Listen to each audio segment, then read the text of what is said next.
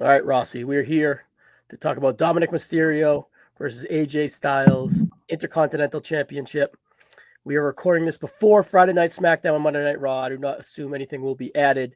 No, anything really need to be added. But most importantly, are you sad that I have no sports team on this background here, where that's my gimmick to kind of put the sports team up here? Yeah, I mean, in Saudi, they do some different things for sport for sure.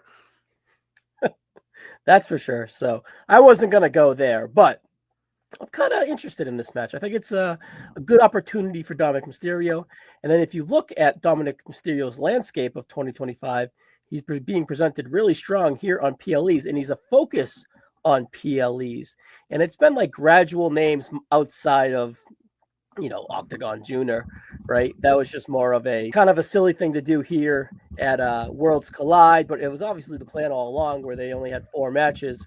But I bring all that up because Dominik Mysterio seems to be a super focused person within the WWE. What is his upside?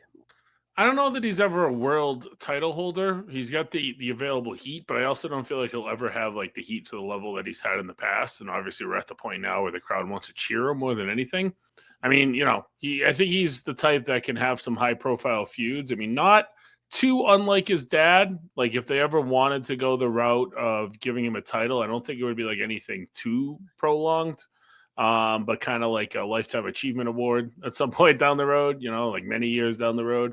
I can see that. I mean, he's somebody that, with a money in the bank or something down the road could always fit. But, I think like upper mid card is kind of where he's going to live his life. And you know what? That's okay. That's a spot that gets people paid a lot of money these days. Yeah, no doubt. And he could have a long, long career doing so. Honestly, if he was to be like a world champ, I see it on the babyface side things, man. I really do. I really, really do. If it were to happen, but I don't think it's going to happen. I think the Intercontinental Championship at first was a stretch, but they're doing an outstanding job of kind of propelling him and setting him up for success with this Intercontinental title. I'm just curious what your thoughts were on how far he is actually going to reach. But AJ Styles is an interesting challenger here and now, right? So it's the third challenger on a PLE in a row. Penta, Octagon, now AJ Styles. AJ Styles seemed to be kind of flirted with in February with Dominik Mysterio and kind of ever long for a while where he's like a peer and equal to his dad. And that just kind of adds good levels of something to Dom to pluck on. So I don't know. What do you think about AJ Styles here in 2025 going against Dom? Yeah, I mean, AJ's done some pretty good work on Raw. He's kind of an afterthought. He's been kind of tied into that Cross backstage universe, right? It seems like they've kind of faded off of that, and they've got Cross more tied to Sammy again. But they seem to go back and forth. I mean, AJ's somebody that you need a pop, you can use him. You don't really need to have him locked into like any main scene or main story right now. You just kind of use him where it seems fit month by month. Obviously I liked what they did with him when he lost to El Grande in that 3-way to get into the Money in the Bank with Punk. And then they turned around and had him beat Gable the next week. I thought that was kind of cute. And AJ's always reliable. Even if he's not the spectacular AJ Styles that he used to be, he's still always a solid hand. He's somebody that I think likes having this type of schedule where he's at TV every week, but might not have to wrestle every week and, prolonging his career by doing that. So he's always somebody that if they're in a pinch too, they can move up the card too. So Like they he's have kind the of last few years, right? With right. Cody. He's kind of somebody that's flipped back and forth between heel and baby that kind of best fit their needs. He's kind of like their Swiss Army knife, and at any point, he could be back in the world title picture for one more run. I don't think he's ready to close the chapter on his career anytime. Well, maybe in the next few years, but he's somebody that I can see in the last year of his run and him getting kind of higher usage and kind of a good farewell, Do you see him finishing his career in the WWE? I do. I think that he kind of knows that he wouldn't be able to deliver anymore at the same match level he would have to in order to make an AEW jump worth it. Like maybe like a one-off here or there. But I don't think that he's somebody that at his age, Although he's still a good worker, I don't think he's somebody that could really ramp up to a level of like an Osprey or an Omega or the matches that they would want him to He's have if also they took 15 him. years older than those guys, That's right? what I mean. So I Yeah. think that he's, probably better suited to end in WWE. I mean, you never really want to rule it out, but he has said a few times that this next contract was going to be his last one.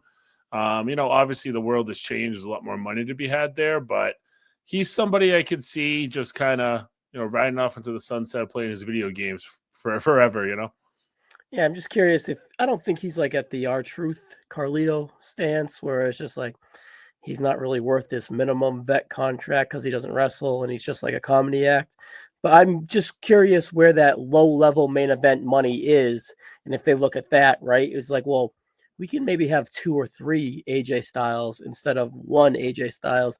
And does he play a hard bargain? You know what I mean? That's really not in the cards for us to talk about, but it's just a different landscape right now. So I'm curious of that, what you thought there. All right. On paper, this should be a kind of decent match. Domkin is like the 3-star general, right? Like Penta, 3 stars, Arrow star, 2 stars, but it was a 5-minute match, right? It's fine.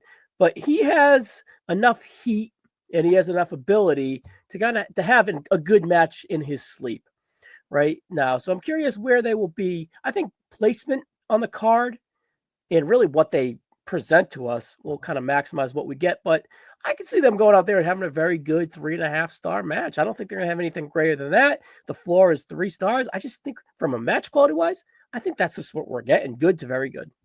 Yeah, it depends on how much time they get. Like Yeah. if it locks into that like 10 to 12 minute range, which kind of seems to be Dom's, you know, longest length right now, then it'll be, that 3.5. I think that in order for it to get to a 4 or higher, it's going to need a good 15. And just kind of do a slow build in there and let them kind of show off both their strengths. They could get the time, but I think both King and Queen of the Ring finals will probably have some good time, and then obviously Cena and Punk should. So it's probably going to be in that typical, IC 10 to 12 minute range. And hey, that's okay. Maybe that's just kind of where their sweet spot will be with these two. Yeah, no doubt. All right, so Finn Balor, you bring him up, right? He's looming with Dominik. I don't know if Dominik's going to take the Judgment Day, if Finn's going to take the Judgment Day, if the Judgment Day is just going to disband. He seems to kind of create fractures within the Judgment Day constantly. Carlito left. That was Dom's biggest adversary. They've been kind of changing JD McDonough around to be like with Dom, but he's also brought in by Finn. They have Raquel kind of being like, all right, well, Finn being the Raquel, let me talk to you for a minute, stuff like that. And then, of course, Roxanne and Liv and Finn have kind of been at each other's throat forever. And then another story that's going to be affected by perhaps a Liv Morgan injury too, hopefully. So there's a lot of moving parts in the Judgment Day. I bring that all up to say, is Finn Balor the guy to take the belt off of Dominik Mysterio, or is this an opportunity where Finn Balor kind of comes out, does his thing, and we have a SummerSlam situation where he says, "Oh shit," as where Dom had the "Oh shit, I fucked you" in the Money in the Bank qualifier, or the King. It's hard to follow, right? Whatever qualifier Finn was in recently. So they did that in the past with Priest and Finn fucking each other. Now Dom fucked Finn. Is A lot it of too fucking. early? Is it too early for? I'm all on it. Besides the King and the Queen and the Money in the Bank, so is it too early for all of that? I think they need to get going. Whatever they're going to do. I mean, obviously the Liv stuff's going to probably, muddy the waters a little bit. But if she's out 2 months even, I think that's way too fucking long. SummerSlam seems like a good time to kind of, have a match that might blow it off. So they've got to get. I was honestly thinking, is there a lane where Finn screws Dom here and lets his old buddy win the title? It got to the point with Finn that it was like, little mistakes, and then bringing in Roxanne, he definitely had, mischievous means that he was trying to get to, and you could tell now that he's screwing with everybody on purpose. And he's smiling whenever he sees the dissension now. That was So great with the Roxanne with the Liv you kind of yelling at Dom, and he was just like in the background with a Yeah. pretty shitty grin. That was great. He's kind of taken on some of what they missed with Carlito, and I think that that's kind of where he's going with kind of that extra goofiness, right? Yeah. But Finn's another one. Him and AJ kind of in the same boat, right? Like they're kind of just when needed, they're there. But Finn's somebody I hope is the one that beats Dom. You'd have to do the turn before that. Maybe it's one of those things that Finn turns on Dom at some point on Raw, and then the rest of the Judgment Day turns on Dom to help Finn win the title. That might be a route that they go, and then obviously Liv comes back to save him. But I don't know. I mean, it's muddy, right? Like Dom would need friends in that scenario. He kind of thought Carlito would have been his friend along the way, and he's not. Maybe he ends up linking himself up with like Penta and a Phoenix or something as a babyface. There's different ways that they can go for sure. Maybe Mr. Iguana's his friend. I don't know. I can't see him being a babyface anytime soon, but you never know, right? He has the reactions, like that He Mania does, reaction. yeah. I think that you can try it at some point, right?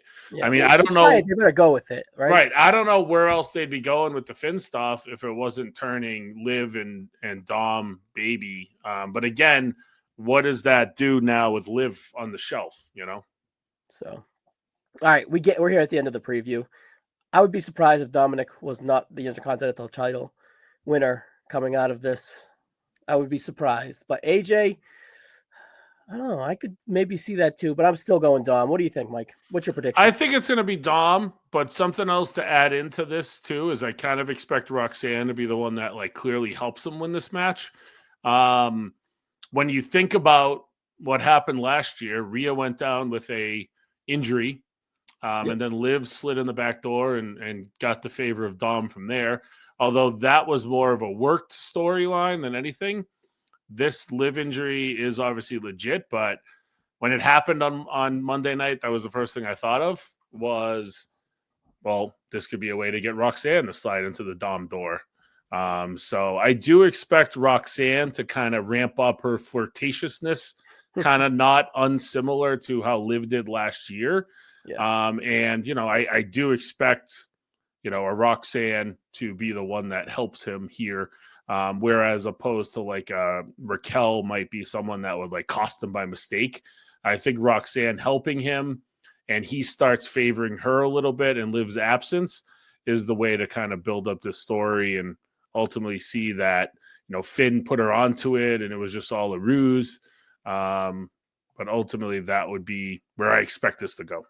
All right, I think it's definitely on this card for a reason, and we'll see. It's one of the you're not really anticipating it, but more you talk about it, should be a pretty good match, and the story is something needed. So, all right, Dom wins. We both agree, but we wouldn't be shocked if AJ was the one to kind of defeat him. So, all right, Mike, Shooting Sharp is off Tuesday, but we're back in 2 weeks after Night of Champions. So, yeah, with that one, we're gonna start thinking heavily about All In. I'm going to be doing I'm going to do a breakdown of every Omega Okada match that led to this point.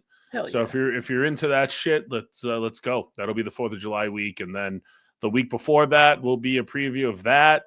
Big Bill Goldberg coming back for his match with Gunther. And then Evolution and an NXT show. Great American Bash, wild weekend. I cannot wait to not look forward to previewing it at all. So it should be fun. All right, Mike, it was fun, buddy. Thank you. Later, man.